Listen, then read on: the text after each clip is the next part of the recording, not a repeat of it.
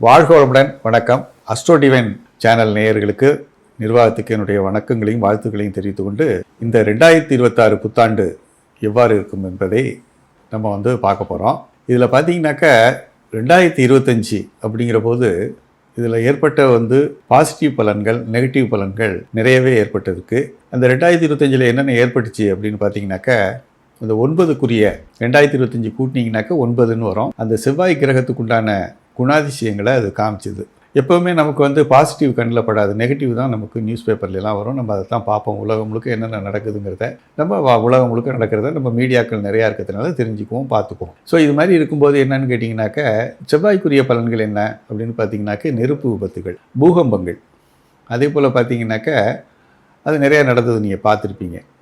இதில் மருத்துவர்களுக்கு ஆபத்து, அந்த மாதிரி நிறைய இடங்களில் நடந்தது. தீயணைப்பு துறையினர், இராணுவம், போர் அப்படிங்கிறதெல்லாம் நம்ம பார்த்துக்கிட்டே வந்தோம். ஸோ இந்த தன்மைகளெல்லாம் என்ன ஆகும்னு கேட்டிங்கனாக்கா, படிப்படியாக குறைஞ்சி இந்த வருடங்கள் 2026 அப்படிங்கிற போது இந்த வருடத்தில் என்னென்ன நடக்கும், நல்லதுகள் என்னென்ன நடக்கும், தீயதுகள் என்னென்ன நடக்கும், நம்ம இதுலேருந்து எப்படி நம்மளை பாதுகாத்துக்கிறது, நல்ல முறையில் இருந்துக்கிறதுன்ற அமைப்புகளை இந்த குறிப்புகளை நம்ம கொடுக்க போகிறோம். இந்த 2026ங்கிறது சூரியனுடைய ஆதிக்கம். இது என்னென்னு பார்த்தீங்கன்னாக்கா, சூரியனுடைய ஆதிக்கம் அப்படின்னு வந்தாலே அரசாங்க தொடர்பு, இயற்கை சம்மந்தப்பட்டது. ஸோ இந்த விஷயங்களுக்கெல்லாம் ரொம்ப முன்னுரிமை கொடுக்கும். இந்த இயற்கையிலே முதல்லையே பார்த்தீங்கன்னாக்கா, எப்போவுமே 0ன்னு சொல்லுவாங்க. எண்கணிதத்தில் பார்த்திங்கன்னா 0ன்னு சொல்லுவாங்க. 1லேருந்து ஸ்டார்ட் ஆகுறதுல 0லேருந்து தான் ஸ்டார்ட் ஆகுது. ஸோ 0லேருந்து ஸ்டார்ட் ஆகும்போது முதல்ல ஒரு எண் தோன்றும்போது அது இயல்பாகவே பார்த்திங்கனாக்கா, இந்த வருடங்கள், இந்த 2026 ஒரு அதிர்ஷ்டகரமான வருடமாக இருக்கும். இது இதுக்காக வாழ்த்துக்காக சொல்கிறது இல்லை, நான் ஆராய்ச்சி முடிவில் சொல்கிறேன். இந்த வருடம் அதிர்ஷ்டகரமானதாக இருக்கும். அப்படி இருக்கும்போது அதிர்ஷ்டம் அப்படின்னு பார்த்தீங்கன்னாக்கா, எப்படின்னு நம்ம சொல்கிறோம்னு பார்த்தீங்கன்னாக்கா, ஒரு கள்ளங்கபடம் இல்லாத தன்மை. இப்போ உதாரணத்துக்கு ஒரு செல்வம் சேர்க்கணுன்னாக்கா பல வழிகள்லையும் முயற்சி பண்ணுறாங்க. அதுபோல் இல்லாமல் கள்ளங்கபடம் இல்லாத ஒரு நேர்மையான தன்மைக்கு இந்த வருடங்கள் நிறைய பல பலன்கள் கிடைக்கும். இந்த வருடம் அதற்குன்னே உண்டானது. ஏன்னா இயற்கையிலேயே முதல்ல தோன்றின முதல் எண் அப்படிங்கிறதுனால இந்த எண்ணில் பிறக்கிறவங்களும் சரி, இந்த வருடங்களும் சரி, இந்த வருடம் நேர்மையான விஷயங்களுக்கு எல்லாத்துக்குமே பரிசுகள் கிடைக்கக்கூடிய ஒரு தன்மை உடையது. அப்போ நீங்கள் பார்த்தீங்கன்னாக்கா, அரசு சம்மந்தமாக இந்த வருஷம் எல்லாரும் என்னத்தை பேசுவாங்க, மீடியாக்கள் என்ன பேசுவாங்க அப்படின்னு பார்த்தீங்கன்னாக்க, அரசு மாற்றம், அரசு சம்மந்தப்பட்ட விஷயங்கள், அரசியல் மாற்றம் சம்மந்தப்பட்டது, இயற்கை சம்மந்தப்பட்டது, இதை பற்றி தான் பேச ஆரம்பிப்பாங்க இந்த வருடம். நீங்கள் பார்க்கலாம் மீடியாவில் பெரும்பாலும் இதைத்தான் நீங்கள் பார்ப்பீங்க நிறைய. ஸோ இயற்கை தன்மையுடையது, அதே மாதிரி சாஸ்திர அதாவது இசை முதலான விஷயங்கள், கலைகள் சம்பந்தமான விஷயங்கள். அதே போல் பார்த்தீங்கன்னாக்க இந்த வருடங்களில் ஒரு சில விஷயங்களில் பார்த்தீங்கன்னா, ஒரு திருமணம் சம்மந்தப்பட்ட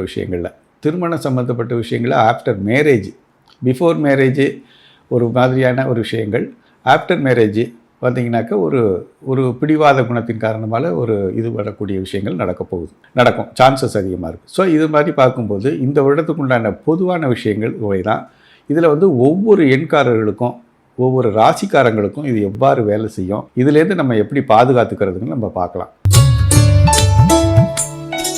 மிதுன ராசிக்காரங்க, இந்த மிதுன ராசி அப்படிங்கிற போது புதனுடைய ஆதிக்கம். புதன்னாலே உங்களுக்கு தெரியும், வியாபார விஷயங்களில் மிகப்பெரிய வெற்றியை கொடுக்கக்கூடியது. அதாவது பார்த்தீங்கன்னாக்கா, வச்சுக்கிற ஒரு பொருளே இல்லாமல் வாங்கி விற்கிறது ஒரு கமிஷன் அடிப்படையில், ஒரு கம்யூனிகேஷன் மூலமாக. புதன்னாலே கம்யூனிகேஷன். புதனுக்குரியவர் யாருன்னு கேட்டிங்கனாக்கா ஆஞ்சநேயர். இவர் தான் மிதுன ராசிக்குரியவர், அதே போல் கன்னி ராசிக்கும் உரியவர். பட் இவர் பார்த்தீங்கன்னாக்கா, இந்த கம்யூனிகேட்டர் அப்படிங்கிறதுனால தான் ராமர் அவர் அனுப்புகிறார். ஒரு கம்யூனிகேஷன் தூதர்னு நம்ம சொல்கிறோம் இல்லைங்களா, பெஸ்ட்டாக கம்யூனிகேஷன் பண்ணணும். நம்ம நினைக்கிறத நம்ம பேசணும்னா ஒன்றும் பிரச்சனை இல்லை, அதே இன்னொருத்தர் பேசும்போது அதை விட நல்ல மேலோங்கி இருக்கிற மாதிரி உள்ள ஒரு தகுதியான நபரை தான் கடவுளாக பார்த்து அனுப்புனது ஆஞ்சநேயர். ஸோ இவர் ஒரு பெஸ்ட் கம்யூனிகேட்டர்னு சொல்லக்கூடியது. இவர் தான் புதனுக்குரியவர், பசுமை நிறம் உடையவர், பச்சை நிறம் உடையவர். அவர் பார்த்தீங்கன்னா ஆஞ்சநேயர் பச்சை நிறம் கொண்டவர்னு சொல்லுவாங்க. ஸோ அது மாதிரி பார்த்தீங்கன்னாக்கா, இந்த பெஸ்ட் கம்யூனிகேஷன் மூலமாக வியாபாரங்களை வெற்றிகரமாக செய்கிறது, ஒரு இடத்துல வாங்குறது. உலகத்தில் இப்போ பார்த்தீங்கன்னாக்கா எல்லாமே கம்யூனிகேஷன்ஸ், கம்ப்யூட்டர்னு நம்ம இப்போ சொல்கிறோம்.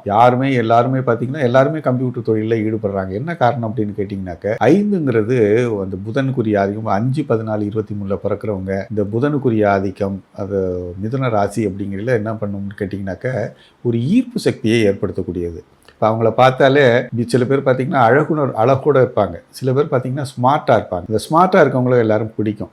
ஸோ ஸ்மார்ட் இருக்கவங்களுக்கு அதுதான் வந்து இந்த நம்ம சொல்லக்கூடிய அந்த ஈர்ப்புத்தன்மை அப்படின்னு சொல்லக்கூடியது. அவங்க பேச்சில் பார்த்தீங்கன்னாக்கா ரொம்ப ஸ்மார்ட்டாக பேசுவாங்க, கரெக்டாக பேசுவாங்க. ஒரு வியாபாரத்துக்கு ஏற்ற நெளிவு சுழிவுன்னு சொல்லுவாங்க. காலத்துக்கு ஏற்ற மாதிரி கொஞ்சம் முன்ன பின்ன நகரும்போது அதுக்கேற்ற மாதிரி தன்னை தகவமைப்புன்னு சொல்கிறது. தகவமைப்புன்னு பார்த்தீங்கன்னாக்கா என்னன்னு கேட்டிங்கன்னா, அந்த நேரத்துக்கு ஏற்ற மாதிரி கொஞ்சம் மாறி ஏறி நம்ம வந்து அந்த சூழ்நிலைக்கு அடாப்ட் ஆகுறது. இது வந்து 5ஆம் நம்பர்காரங்க 5, 14, 23 பிறக்கிறவங்களுக்கும் அந்த மிதுன ராசிக்காரங்களுக்கும் இயல்பாகவே வந்து புதனுடைய தன்மை இருக்கிறதுனால நிச்சயமாக வந்து அவங்களுக்கு இந்த வருடங்கள் பார்த்தீங்கன்னாக்க அரசு சார்ந்த விஷயங்கள்லேருந்து நிறையா வந்து ஒரு நல்ல வியாபார வாய்ப்புகள், அரசு சார்ந்த விஷயங்கள்லேருந்து உங்களுக்கு அனுகூலமான வரி அமைப்பு பார்த்தீங்கன்னா, வியாபாரத்துக்கு உண்டான வரி அமைப்புலாம் பார்த்தீங்கன்னா கொஞ்சம் கூட குறைஞ்சி இந்த ஜிஎஸ்டி மாதிரி உள்ள விஷயங்கள் எல்லாம் உங்களுக்கு அனுகூலமான வந்து பலன்கள் கிடைக்கிற மாதிரி ஒரு சூழல் நிச்சயமாக உருவாகும். அதே மாதிரி நீங்கள் இன்னொன்று என்னன்னு கேட்டிங்கனாக்கா, ஃபாஸ்ட்டாக எல்லாத்தையுமே திங்க் பண்ணுறது, இயல்பாகவே ஃபாஸ்ட்டாக திங்க் பண்ணுறது, மற்றவங்களை காட்டிலும் திங்க் பண்ணி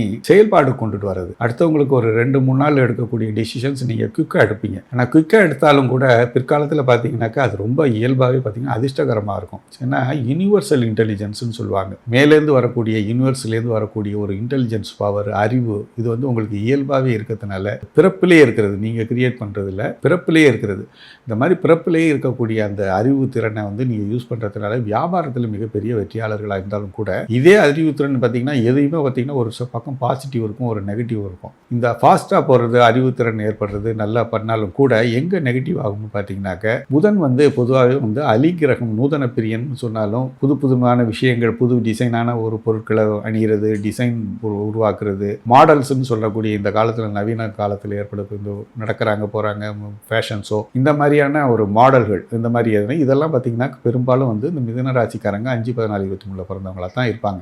ஏன்னா மாடர்னைசேஷனை ரொம்ப விரும்புகிறவங்க அவங்க. ஆனாலும் கூட இதில் என்ன ஆகுன்னு கேட்டிங்கனாக்கா, இதில் நெகட்டிவ் தன்மைகள் என்னன்னு கேட்டிங்கன்னா, எப்பயுமே வேகமாக முடிவு செய்யும் போது அது எப்போவுமே உடல் பாதிப்புகளையும் ஏற்படுத்தும், சமூக பாதிப்புகளையும் ஏற்படுத்தும். உடல் பாதிப்புகள் என்னென்னு பார்த்தீங்கன்னாக்கா, உடலில் வந்து வேகமாக முடிவெடுக்கிறதுனால மூளையும் நரம்பும் வந்து தண்டுவட மண்டலங்கள்லாம் வந்து வேகமாக செயல்படுறதுனால அந்த யூனிவர்சல் பவர் உள்ளே இறங்குறதுனால உடலில் வந்து நரம்பு சம்பந்தப்பட்ட பிரச்சனைகள் இதை எப்படி தெரிஞ்சுக்கலாம் அப்படின்னு பார்த்தீங்கன்னாக்கா, நல்ல தூக்கம் வரணும். நல்ல தூங்கி எழுந்திரிச்சிங்கன்னா உங்களுக்கு எந்த பிரச்சனையும் இல்லை, நமக்கு நல்லா இருக்குது அப்படின்னு நீங்கள் போயிட்டே இருக்கலாம். எப்போ வந்து தூக்கம் கெடுதோ அப்போ நீங்கள் உடல்நலம் கெட்டிருக்குங்கிறத நீங்கள் நல்லா உணர்ந்துக்கணும். இது எங்கெங்கே ஏற்படணும்? மூளை சம்மந்தப்பட்ட பிரச்சனைகள், நரம்பு சம்மந்தப்பட்ட பிரச்சனைகள், தண்டுவட பிரச்சனைகள் நிச்சயமாக உங்களுக்கு அது மட்டும்தான் உங்கள் வாழ்க்கையில் உடல்நல கோளாறுகள்னு பார்த்தீங்கன்னா அது மட்டும்தான் ஏற்படும். ஸோ இந்த இடத்துல என்ன பண்ணணும் அப்படின்னு பார்த்தீங்கன்னாக்க, நீங்கள் பிராணாயாமம், யோகாசனம் அப்படின்னு எளிய முறை இருக்குது. பிராணாயாமம் அப்படிங்கிறது மூச்சு பயிற்சி, யோகாசனம்ங்கிறது உங்களுக்கே தெரியும். யோகா ஆசனங்கள் ரெகுலராக பண்ணக்கூடிய ஒரு இது. இந்த ரெண்டும் பண்ணிட்டீங்கன்னாக்க நல்ல தூக்கம் வரும், உடல்நல பிரச்சனைகளும் தீர்ந்துடும். இப்போ நீங்கள் உடல்நல பிரச்சனைகள் தீர்ந்துறதோட அது முடிஞ்சிருச்சு, ரைட். அதுக்கடுத்து சமூக பிரச்சனைன்னு பார்க்கும்போது நீங்கள் வந்து வேகமாக ஒருத்தரை பார்த்தோன்னே டக்குன்னு விரும்பி திருமணம் பண்ணுறது, உடனே ஒரு முடிவு எடுக்கிறது, சரி உடனே திருமணம் பண்ணுறது. ஸோ இந்த மாதிரியான விஷயங்கள் ஏற்படும் போது வேகமான முடிவெடுப்பு முயற்சிகள் பண்ணும்போது எப்போவுமே பார்த்திங்கன்னா அடுத்த உயிரினம் சம்மந்தப்படுத்தும் போது, அடுத்த மனிதர்கள் சம்மந்தப்படும் போது நம்ம வந்து கொஞ்சம் கரெக்டாக செயல்பட்டால் தான் நம்ம வந்து வாழ்க்கை சிறக்கும். ஸோ இந்த விஷயங்களில் மட்டும் இந்த வருடங்களில் கொஞ்சம் பார்த்து முடிவெடுக்கணும். அதே போல் அதிர்ஷ்ட தேதிகளில் திருமணம் பண்ணிக்கிறது இந்த வருடங்களில் நல்லாவே இருக்கும். இந்த வருஷம் திருமணங்கள் ஆகாதவங்களுக்கு நிச்சயமாக திருமணங்கள் நடக்கும். இந்த வருடங்கள் வந்து விவாகரத்து குறையும். ஏற்கனவே திருமணம் ஆனவங்களுக்கும் நல்ல விதமான வாழ்க்கை அமையுங்கிறதுல எந்த சந்தேகமும் இல்லை. மிதுன ராசி நேயர்களுக்கு என்னுடைய வணக்கங்களையும் வாழ்த்துக்களையும் தெரிவித்துக் கொள்கிறேன். வணக்கம்.